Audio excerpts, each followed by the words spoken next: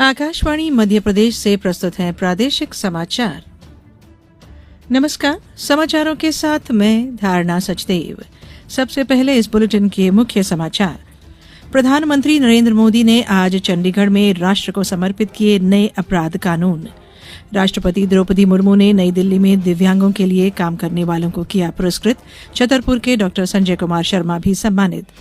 Narmadapuram regional industry conclave में करीब 2000 करोड़ के कार्यों का लोकार्पण और 700 करोड़ के कार्यों का होगा भूमि पूजन। और भोपाल गैस त्रासदी की 40वीं बरसी पर राज्यपाल और मुख्यमंत्री ने दी श्रद्धांजलि। सर्वधर्म प्रार्थना सभाएं भी हुई। अब समाचार विस्तार से।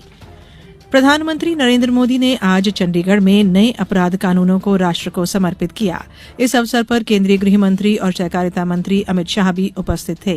प्रधानमंत्री ने कहा कि नए अपराध कानूनों का लागू होना उन आदर्शों को पूरा करने की दिशा में एक ठोस कदम है जिनकी परिकल्पना हमारे संविधान में की गई थी। प्रधानमंत्री ने कहा कि ये नए कानून भारत को औपचारिक मानसिकता से मुक्त करेंगे।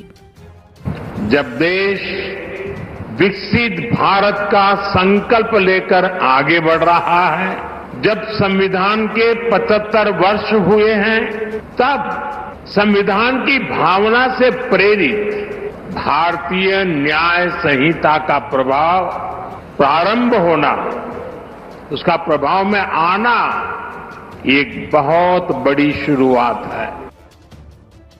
इस अवसर पर केंद्रीय गृह मंत्री अमित शाह ने कहा कि 3 नए अपराध कानून 3 साल के अंदर पूरे देश में लागू हो जाएंगे। राष्ट्रपति द्रौपदी मुर्मू ने आज नई दिल्ली में अंतर्राष्ट्रीय दिव्यांग दिवस के अवसर पर 33% की दिव्यांगता वाले अनुकरणीय व्यक्तियों और संस्थानों के सशक्तिकरण के लिए राष्ट्रीय पुरस्कार प्रदान किए। राष्ट्रपति मुर्मू ने अपने संबोधन में कहा कि इस पुरस्कार के विजेता समाज के लिए आदर्श के रूप में उभरकर सामने आ रहे हैं। उन्होंने कहा कि आज के पुरस्कार विजेता न केवल प्रेरणा के केंद्र हैं बल्कि प्रेरणा के स्रोत भी हैं। आज पुरस्कृत लोगों में प्रदेश के छतरपुर के डॉक्टर संजय कुमार शर्मा भी शामिल हैं। उन्हें दिव्यांगजनों के सशक्तिकरण के लिए कार्यरत सर्वश्रेष्ठ व्यक्ति श्रेणी में व्यक्तिगत उत्कृष्टता के लिए राष्ट्रीय पुरस्कार 2024 से सम्मानित किया गया। संजय कुमार शर्मा 34 वर्षों से मानसिक विक्षिप्त दिव्यांगों को सहारा देने का काम कर रहे हैं। अंतर्राष्ट्रीय दिव्यांगजन दिवस के उपलक्ष्य में राज्य स्तरीय कार्यक्रम का आयोजन कल सुबह 11 बजे से सामाजिक न्याय दिव्यांग जन कल्याण मंत्री नारायण सिंह कुशवाहा के मुख्य आतिथ्य में संपन्न होगा। यह कार्यक्रम भोपाल में सामाजिक न्याय और दिव्यांग जन सशक्तिकरण विभाग के एडिटोरियल हॉल में आयोजित किया जाएगा। मुख्यमंत्री डॉक्टर मोहन यादव ने कहा है कि Ratapani sanctuary tiger reserve buffer area घोषित होने से मध्य प्रदेश अब वास्तविक रूप में टाइगर स्टेट बन गया है।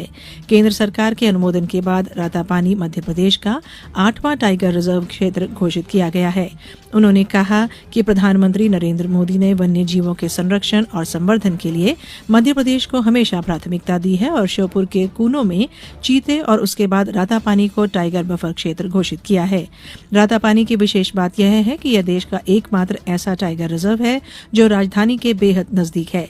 इस अभयारण्य के दायरे में रायसेन, भोपाल और सीहोर जिले का क्षेत्र भी आएगा। यहाँ लगभग 90 से ज्यादा बाघ और अन्य वन्य जीव भी हैं।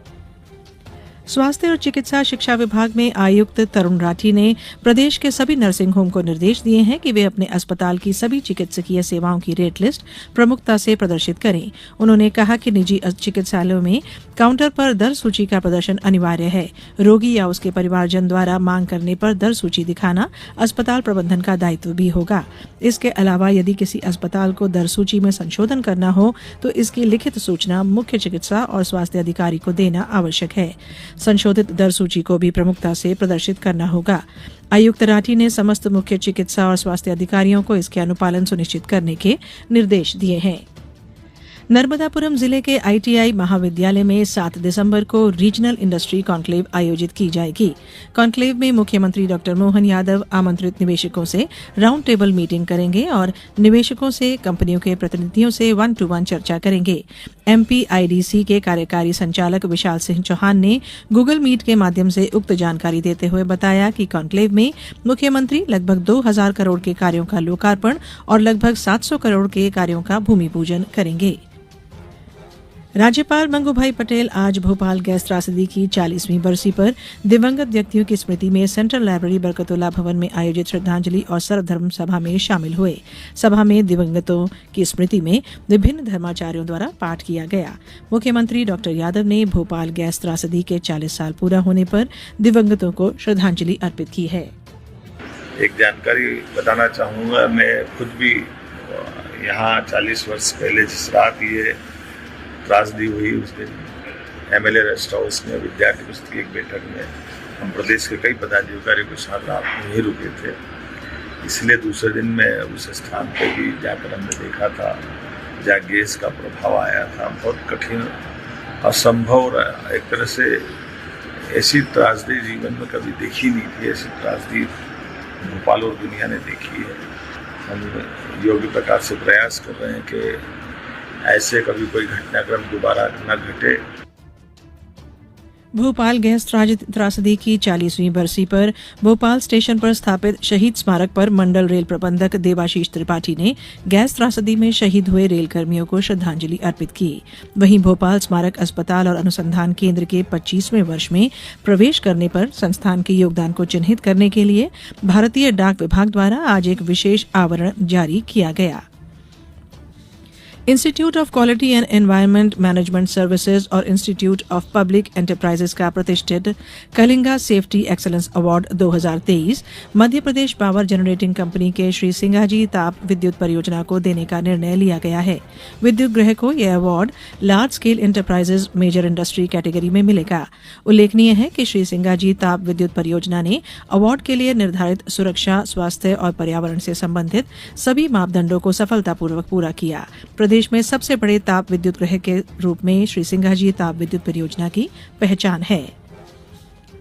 केंद्रीय कृषि और किसान कल्याण मंत्री शिवराज सिंह चौहान ने कहा है कि केंद्र ने न्यूनतम समर्थन मूल्य में लगभग 3 गुना वृद्धि की है। आज लोकसभा में एक पूरक प्रश्न के उत्तर में श्री चौहान ने कहा कि एनडीए सरकार ने लागत पर 50% लाभ जोड़कर न्यूनतम समर्थन मूल्य तय किया है। उन्होंने कहा कि यूपीए सरकार के दौरान चावल का न्यूनतम समर्थन मूल्य 1310 रुपये प्रति क्विंटल था, जिसे बढ़ाकर 2300 रुपये प्रति क्विंटल कर दिया गया है।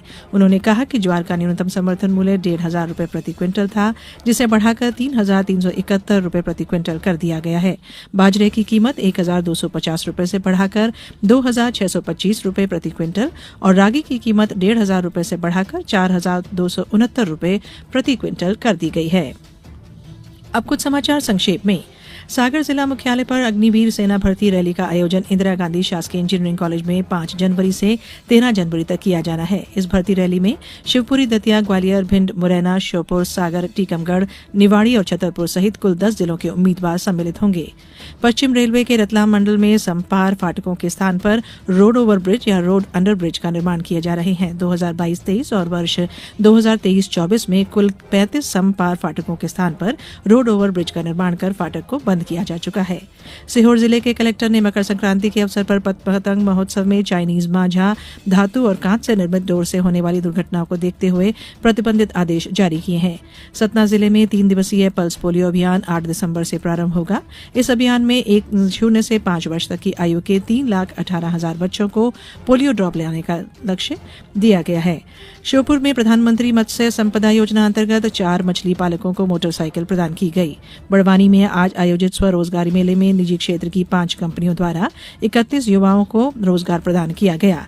छतरपुर जिला प्रशासन द्वारा किसानों की सुविधा के लिए रेलवे रैक से सीधे 1,745 मीट्रिक टन डीएपी आज जिले की विभिन्न शाखाओं की समितियों में भेजने के निर्देश दिए गए हैं। अशोकनगर में हम होंगे कामयाब पखवाड़े के तहत आज ईसागढ़ के शासकीय मॉडल स्कूल में जागरूकता अभियान का आयोजन किया गया।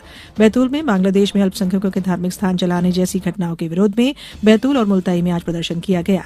आगरमालवा महिला और बाल विकास विभाग, पुलिस विभाग व अन्य विभागों ने आज शासकीय एकीकृत माध्यमिक विद्यालय ग्राम खेरिया की छात्राओं को गुड टच